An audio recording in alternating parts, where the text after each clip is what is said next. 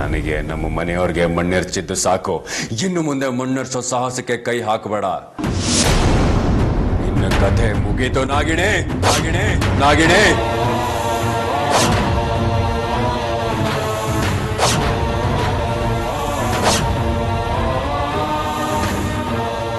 ಹೌದು, ಗುರುಗಳು ಹೇಳಿದ ನಾಗಯೋಧ ನನ್ನ ಅರ್ಜುನ್ ಅವರೇ. ಅಂದ್ರೆ ಇನ್ನು ನಾಗಮಣಿ ಹುಡ್ಕೋದಿಕ್ಕೆ ನನಗೆ ಸುಲಭ ಆಗೋಯ್ತು. ನನ್ನ ಸಹಾಯಕ್ಕೆ ನಾಗಯೋಧ ಸಿಕ್ಕಾಯ್ತು.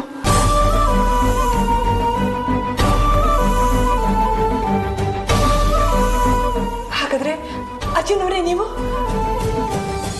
ನಾಗಯೋಧ? ಗುರುಗಳು, ನಾಗಯೋಧ ಒಬ್ಬ ಇದ್ದಾನೆ. ಅವನಿನ್ ಸಹಾಯಕ್ಕೆ ಬಂದ್ರೆ ನಾಗಮಣಿನ ನಾಗಲೋಕಕ್ಕೆ ತರೋದಿಕ್ಕೆ ಸುಲಭ ಆಗುತ್ತೆ ಅಂತ ಹೇಳಿದ್ರು. ಅದು ಇಷ್ಟು ಬೇಗ ಗೊತ್ತಾಗುತ್ತೆ ಅನ್ನೋ ನಿರೀಕ್ಷೆನ ನಾನು ಮಾಡಿರ್ಲಿಲ್ಲ. ನಾಗಮಣಿ ಈಗ ರುದ್ರನ ಕೈಯಲ್ಲಿದೆ. ಆ ರುದ್ರನಿಗೂ ವಿಷ್ಣುಗೂ ಒಂದು ಗತಿ ಕಾಣಿಸಿ ನಾಗಮಣಿನ ಆದಷ್ಟು ಬೇಗ ನಾಗಲೋಕಕ್ಕೆ ತಗೊಂಡು ಹೋಗ್ಬೇಕು.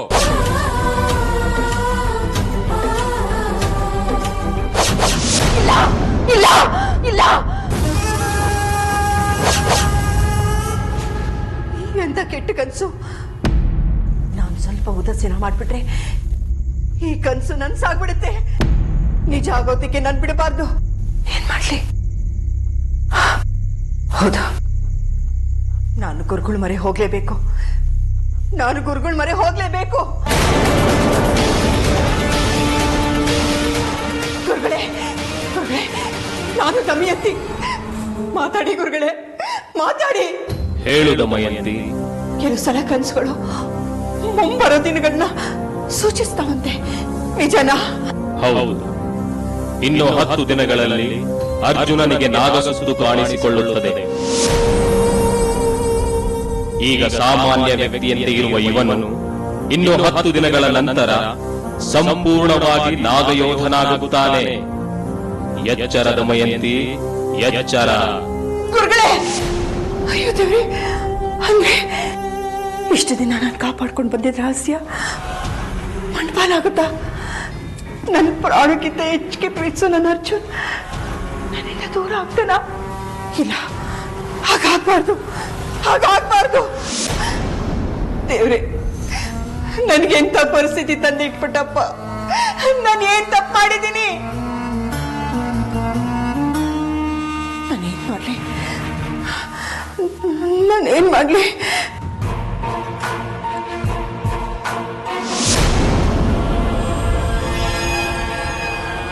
ನನ್ನ ಸಹಾಯಕ್ಕೆ ಸಹಸ್ರಕಾಳರಿದ್ರು. ಪ್ರತಿಯೊಂದು ಹೆಜ್ಜೆಯಲ್ಲೂ ನನ್ನ ಜೊತೆಗಿದ್ದು ಮಾರ್ಗದರ್ಶನನ ನೀಡ್ತಾ ಇದ್ರು. ಹಾಗೆ ನಾಗರಾಣಿನೂ ನನ್ನ ಸಹಾಯಕ್ಕೆ ಬರ್ತಾ ಇದ್ರು. ಆದ್ರೆ ಈಗ ಇಬ್ರು ಹಿಮಾಲಯದಲ್ಲಿ ಧ್ಯಾನ ಕುಳಿತಿದ್ದಾರೆ. ನಾನು ಅವರ ಸಹಾಯವನ್ನ ಇಂಥ ಸಮಯದಲ್ಲಿ ನಿರೀಕ್ಷೆ ಮಾಡೋದು ತಪ್ಪು. ಅಕಸ್ಮಾತ್ ನಾನು ನನ್ನ ಸಹಾಯಕ್ಕೆ ಕರೆದ್ರು ಅವರು ಈಗ ಬರ್ದೇ ಇರುವಂತ ಪರಿಸ್ಥಿತಿಯಲ್ಲಿರ್ತಾರೆ. ಪರಮೇಶ್ವರ, ನೀನು ನನ್ನನ್ನು ಕಾಪಾಡಬೇಕು. ಕಾಪಾಡ್ತೀನಿ. ವಿಷ್ಣುನ ನಾನೇ ಕಾಪಾಡ್ತೀನಿ. ಅವನ್ನ ಹುಡುಕ್ತಾ ಇರೋ ಜಾಗ ಇಲ್ಲ, ಮಾಡದೇ ಇರೋ ಪ್ರಯೋಗ ಇಲ್ಲ. ಆದ್ರೂ ಅವನ ನನ್ನ ಕಣ್ಣಿಗೆ ಬಿದ್ದಿಲ್ಲ, ನನ್ನ ಪ್ರಯೋಗಕ್ಕೂ ಸಿಕ್ಕಿಲ್ಲ. ಹಾಗಂತ ಕೈ ಚೆಲ್ಲಿ ಕೂತ್ಕೊಳ್ಳೋದು ಸಾಧಕನ ಲಕ್ಷಣ ಅಲ್ಲ. ವಿಷ್ಣು ಯಾವುದೇ ಪಾತಾಳದಲ್ಲಿ ಅಡಗಿದ್ರು ಸಹ ಅವನನ್ನು ನಾನು ಹುಡುಕ್ತೀನಿ. ಹುಡ್ಕೋದಕ್ಕೆ ಸಾಧ್ಯ ಇಲ್ಲ. ಭೈರವಾಗ್ಲಿ, ನಾಗಿಣಿ ಆಗ್ಲಿ, ಸಹಸ್ರಕಾಳ ಆಗ್ಲಿ, ಹಾಗೆ ತ್ರಿವೇಣಿನೇ ಆಗ್ಲಿ, ಎಷ್ಟೇ ತಿಪ್ಪುರ್ಲಾಗ ಹಾಕಿದ್ರು ವಿಷ್ಣು ನಾಗಮಣಿ ಎಲ್ಲಿದೆ ಅನ್ನೋದನ್ನ ಹುಡ್ಕೋದಕ್ಕೆ ಸಾಧ್ಯ ಇಲ್ಲ. ಹೌದು, ಹಾಗೆ ಮಾಡ್ತೀನಿ. ಇಲ್ಲ, ಈ ಬಾಬುನ ನಂಬ್ಕೊಂಡ್ರೆ ನನ್ನ ಮಗ ನನಗೆ ಸಿಗೋದಿಲ್ಲ. ಹೇಗಾದ್ರೂ ಮಾಡಿ ವಿಷ್ಣುನ ನಾನು ಉಳಿಸ್ಕೋಬೇಕು. ಅದಕ್ಕೆ ಬೇರೆ ಯಾರ ಮಾಂತ್ರಿಕನಿಗೆ ಮರೆ ಹೋಗ್ಬೇಕು. ಹಾಗೆ ನಮ್ಮ ಅರ್ಜುನ್ ನಾಗಯೋಧ ಅನ್ನೋದು ಒಂದು ಸಣ್ಣ ಸುಳಿವು ಯಾರಿಗೂ ಸಿದ್ದಿಲ್ಲರೋ ಹಾಗೆ ನೋಡ್ಕೋಬೇಕು. ಇದಕ್ಕೆಲ್ಲ ಒಂದು ಶಾಶ್ವತವಾದ ಪರಿಹಾರ ಹುಡುಕ್ಲೇಬೇಕು.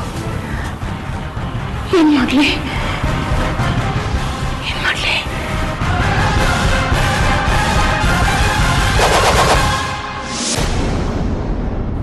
ಹೇಮಾ, ಹಣ್ಣು ಕಾಯಿ ಕರ್ಪೂರ ಎಲ್ಲ ತಗೊಂಡ್ಯಾ?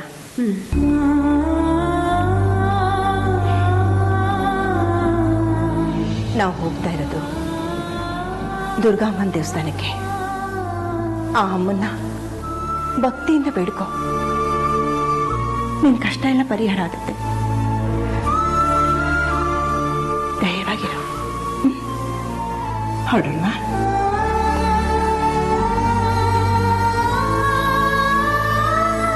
ಎಲ್ಲಿಗೋ ಹೊರಟಿರೋ ಆಗಿದೆ.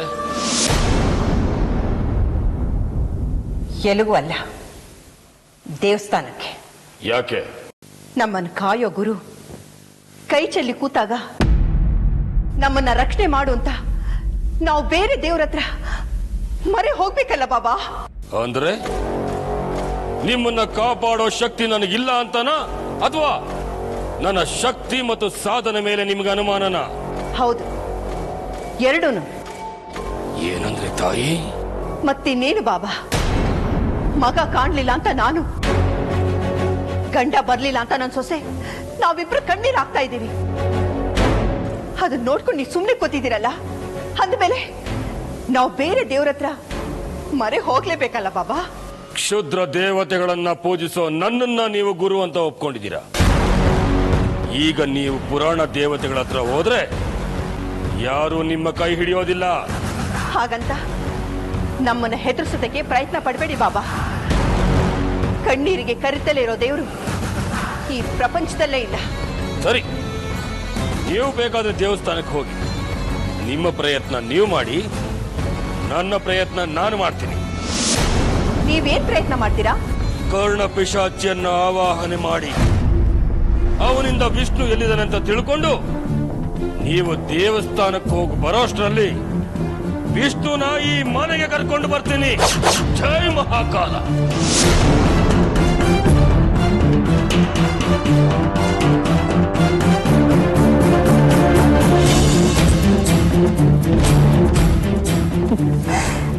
ನಾನು ಬೀಸಿದ ಬಾಣ ಬಾಬನ್ಗೆ ಸರಿಯಾಗಿ ನಾಟಿದೆ. ನೀವು ಕರ್ಣ ಪಿಶಾಚಿನ ಆಹ್ವಾನ ಮಾಡ್ತೀನಿ ಅಂದ್ರೆ ನಾವೆಲ್ಲೂ ಹೋಗೋದಿಲ್ಲ. ನಾವೆಲ್ಲರೂ ಇಲ್ಲೇ ಇದ್ದು ನಿಮಗೆ ಸಹಾಯ ಮಾಡ್ತೀವಿ. ಮತ್ತೆ ವಿಷ್ಣು ಮನೆಗೆ ಬಂದೇ ಬರ್ತಾನೆ.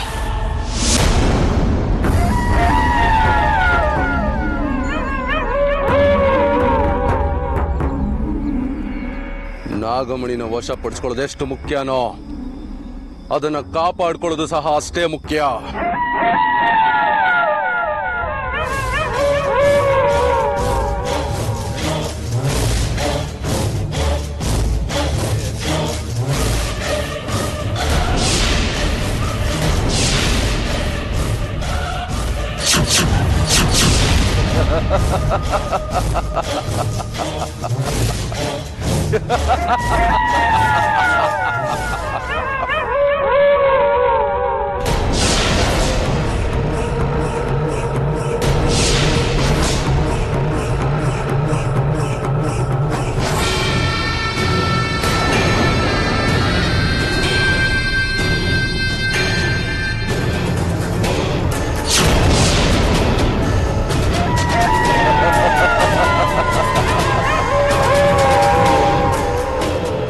ನಾಗಮಣಿ ಅನ್ನೋ ಅಮೂಲ್ಯ ರತ್ನನ ಸಾಮಾನ್ಯ ಹುತ್ತದಲ್ಲಿ ಇಟ್ಟಿರ್ತಾರೆ ಅಂತ ಯಾರು ನಿರೀಕ್ಷೆ ಮಾಡಿರೋದಿಲ್ಲ. ಅದಕ್ಕೆ ನಾನು ನಿನ್ನ ಹುತ್ತದಲ್ಲಿ ಇಡಬೇಕು ಅಂತ ತೀರ್ಮಾನ ಮಾಡಿದ್ದೀನಿ. ಅಣ್ಣ, ನೀನು ಇರಬೇಕಾದ ಜಾಗ ಪಾಳ್ ಬಂಗ್ಲೆ ಅಲ್ಲ, ಈ ಹುತ್ತ. ಯಾಕೆ ಗೊತ್ತಾ? ನೀನು ಸುರಕ್ಷಿತವಾಗಿರ್ಬೇಕು, ನೀನು ಯಾರ ಕಣ್ಗೂ ಬೀಳಬಾರ್ದು ಅಂತ ಪಾಂಡವರಿಗೆ, ಶ್ರೀರಾಮಚಂದ್ರನಿಗೆ ವನವಾಸ, ಅಜ್ಞಾತವಾಸ ತಪ್ಪಲಿಲ್ಲ. ಇನ್ನ ನಿನ್ನಂತವನಿಗೆ ತಪ್ಪುತ್ತಾ? ಆ ನಾಗಿನಿಗೆ ಒಂದು ಗತಿ ಕಾಣಿಸಿ ಆಮೇಲೆ ನಿನ್ನ ಇಲ್ಲಿಂದ ಮುಕ್ತಿ ಕೊಡ್ತೀನಿ. ಅಲ್ಲಿವರೆಗೂ ನೀ ತಾಳ್ಮೆಯಿಂದ ಇರೋಣ. ಬರ್ಲಾ ಅಣ್ಣ?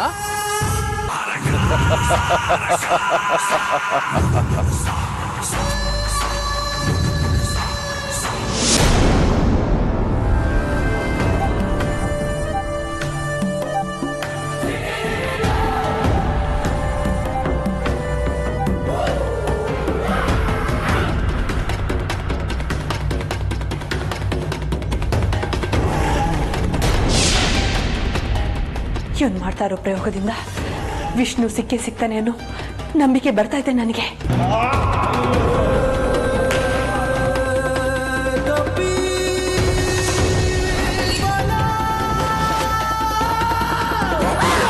ತಾಯಿ, ನಾನೀಗ ಪೂಜೆ ಶುರು ಮಾಡ್ತೀನಿ.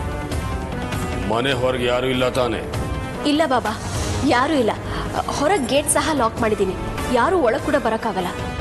ನಾನೀಗ ಆವಾಹನೆ ಮಾಡ್ತಿರೋದು ಕರ್ಣಪಿಶಾಚಿನ.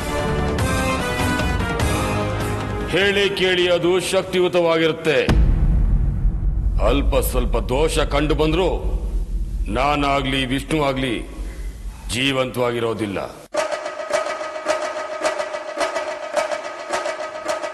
ಅಯ್ಯೋ ಬಾಬಾ, ಯಾಕೆ ಅಪಶಂಕತ ಮಾತಾಡ್ತಿದ್ದೀರಾ? ನೋಡಿ, ಯಾವುದೇ ಲೋಪದೋಷ ಬರ್ದಿರೋ ಹಾಗೆ ನಾನು ಹೇಮ ನೋಡ್ಕೋತೀವಿ. ನೀವಿಷ್ಟೊಂದು ಭರವಸೆ ಕೊಟ್ರೆ ಸಾಕು. ನನ್ನ ಪೂಜೆಯನ್ನ ಸಾಂಗವಾಗಿ ನೆರವೇರಿಸಿ ವಿಷ್ಣುನ ಕ್ಷೇಮವಾಗಿ ಮನೆ ಕರ್ಕೊಂಡ್ಬರ್ತೀನಿ. ಅಷ್ಟು ಮಾಡಿ ಬಾಬಾ, ಪುಣ್ಯ ಕಟ್ಕೊಳ್ಳಿ ಬಾಬಾ. ತಾಯಿ, ನನಗೆ ವಿಷ್ಣುದು ಶುದ್ಧ ಆಗದೇ ಇರೋ ಬಟ್ಟೆ ಬೇಕು. ಏನು? ಶುದ್ಧಿ ಮಾಡ್ದೇ ಇರೋ ಬಟ್ಟೆನಾ? ಯಾಕೆ ಬಾಬಾ? ಯಾಕೆ ಏನು ಅನ್ನೋ ಪ್ರಶ್ನೆ ಕೇಳಬೇಡಿ.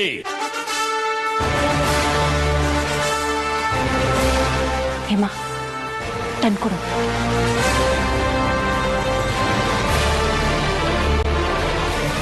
ಕ್ಷಮಿಸಿ ತಾಯಿ.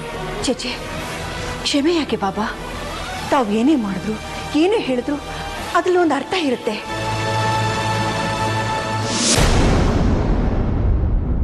ವಿಷ್ಣುವಿನ ಬಟ್ಟೆಯಲ್ಲಿ ಬೆವರಿನ ವಾಸನೆ ಇರುತ್ತೆ. ಕರ್ಣಪಿಶಾಚಿ ಆ ಬೆವರಿನ ವಾಸನೆಯನ್ನ ಕಂಡು ಹಿಡಿದು ವಿಷ್ಣು ಎಲ್ಲಿದ್ದಾನೆ ಅಂತ ಹೇಳುತ್ತೆ.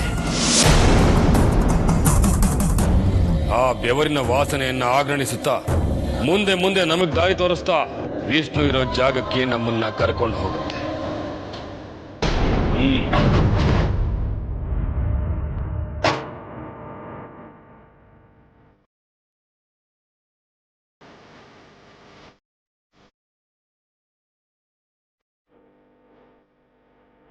ಜೈ ಮಹಾಕಾಲ.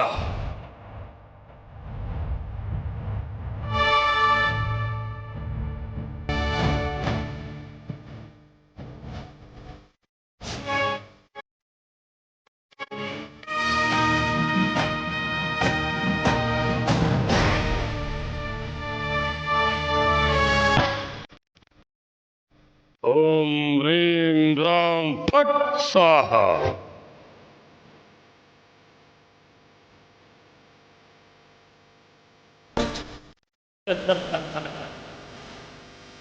ನನ್ನ ಪೂಜೆ ಈಗ ಅಂತಿಮ ಹಂತಕ್ಕೆ ಬಂದಿದೆ.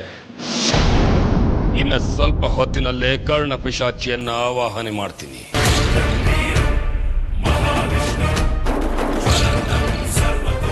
ಅದು ನನ್ನ ಕಿವಿ ಹತ್ರ ಬಂದು ವಿಷ್ಣು ಇರೋ ಜಾಗದ ಬಗ್ಗೆ ಹಂತ ಹಂತವಾಗಿ ವಿವರಿಸ್ತಾ ಹೋಗುತ್ತೆ.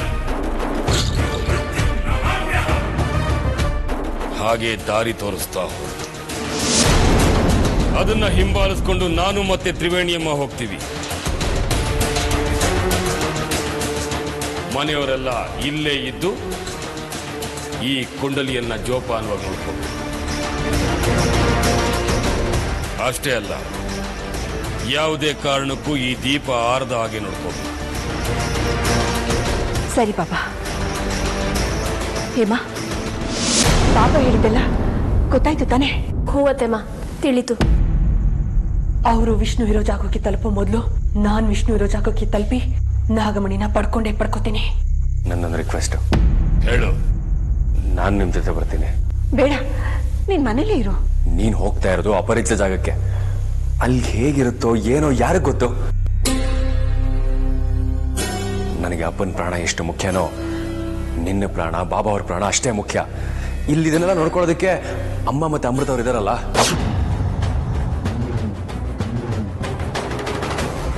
ಇವನ್ ಹೇಳ್ತಾ ಇರೋದು ನಿಜ. ನಾನು ಅಮೃತ ಇಲ್ಲಿದ್ದು ಇದನ್ನೆಲ್ಲ ನೋಡ್ಕೋತೀವಿ. ಆಯ್ತು, ಬಾ.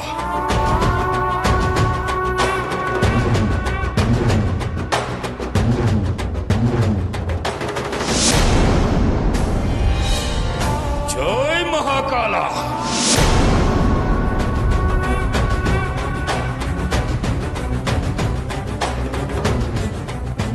ಕರ್ಣಪಿಶಾಚಿ ಆವಾಹಯಾಮಿ. ಬಾ ಬಾ.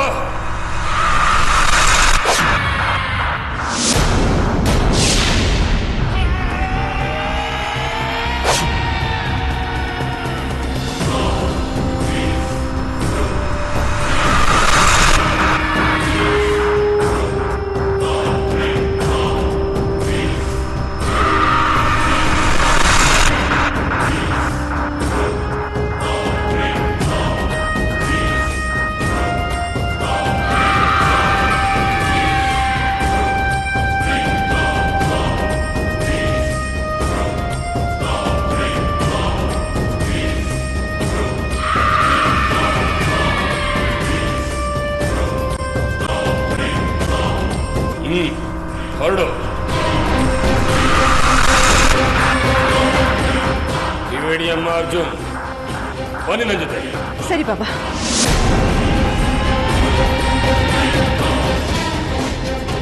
ಹೇಮ, ಬಾಬಾ ಹೇಳಿದೆಲ್ಲ ಅರ್ಥ ಆಯ್ತು ತಾನೆ? ನೋಡು, ಇದನ್ನೆಲ್ಲ ತುಂಬಾ ಜೋಪಾನವಾಗಿ ನೋಡ್ಕೋಬೇಕು. ಹ್ಞೂ ಅತ್ತೆಮ್ಮ. ಹೋಗ್ಬಿಟ್ಟು ಬಂದ್ಬಿಡ್ತೀನಿ.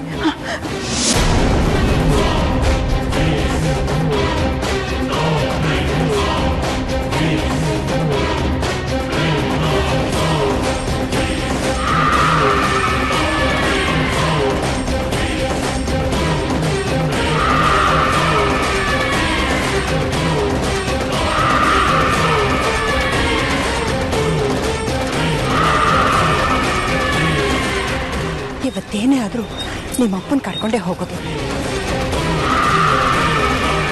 ಅಷ್ಟಾದ್ರೆ ಸಾಕು.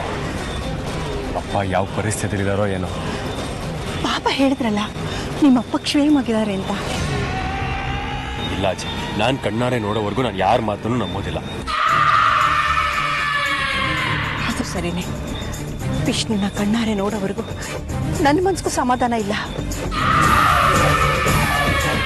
ಜೈ ಮಹಾಕಾಲ.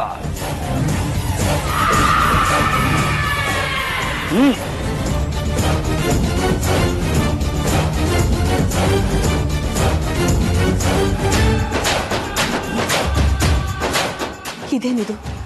ನಾಗಮಣಿ ಯಾರ ವಶದಲ್ಲಿದೆಯೋ ಅವರಿಗೆ ನಾನು ಸಹಾಯ ಮಾಡೋ ಪರಿಸ್ಥಿತಿ ಬಂದ್ಬಿಡ್ತಲ್ಲ.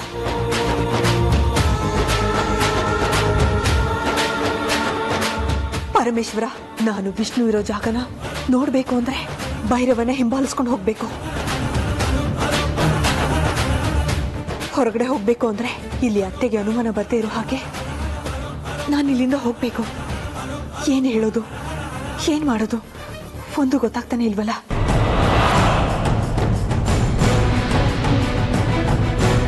ಅಮೃತ, ಏನಮ್ಮ ಯೋಚನೆ ಮಾಡ್ತಾ ಇದೀಯಾ? ನಿಮ್ ಬಗ್ಗೆನೆ. ನನ್ನ ಬಗ್ಗೆನಾ? ಮಾವ ಇಲ್ದೆ ನಿಮ್ ಮುಖ ಇಷ್ಟು ಬಾಡೋಗಿದೆ. ನನ್ನ ಮನಸ್ಸನ್ನ ನೀನು ಎಷ್ಟು ಚೆನ್ನಾಗಿ ಅರ್ಥ ಮಾಡ್ಕೊಂಡಿದೀಯ ಅಮೃತ. ನಿನ್ನಂಥ ಸೊಸೆ ಬೇಕು ಅಂದ್ರೂ ಯಾರಿಗೂ ಸಿಗೋದಿಲ್ಲ. ನಿಮ್ಮ ಒಳ್ಳೆತನ, ಅರ್ಜುನ್ ಅವರ ಪ್ರೀತಿ ನನ್ನನ್ನು ಕರ್ಗೋ ಹಾಗೆ ಮಾಡ್ತಾ ಇದೆ. ಆದರೆ ನನ್ನ ಕರ್ತವ್ಯ ನನ್ನನ್ನು ಒಳಗಡೆಯಿಂದ ವಜ್ರದ ಹಾಗೆ ಗಟ್ಟಿ ಮಾಡ್ತಾ ಇದೆ. ಕೊನೆಗೆ ವಜ್ರನೇ ಹೊಳೆಯೋದು ಉಳಿಯೋದು ಅದು ನನಗೆ ಚೆನ್ನಾಗಿ ಗೊತ್ತು.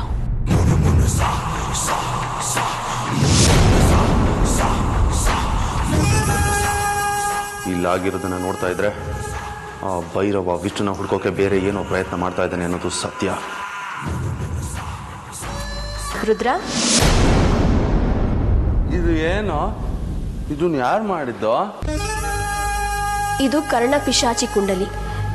ಇದನ್ನ ಬಾಬಾ ಮಾಡಿದ್ದು. ಇದರಿಂದ ಏನಾಗತ್ತೆ?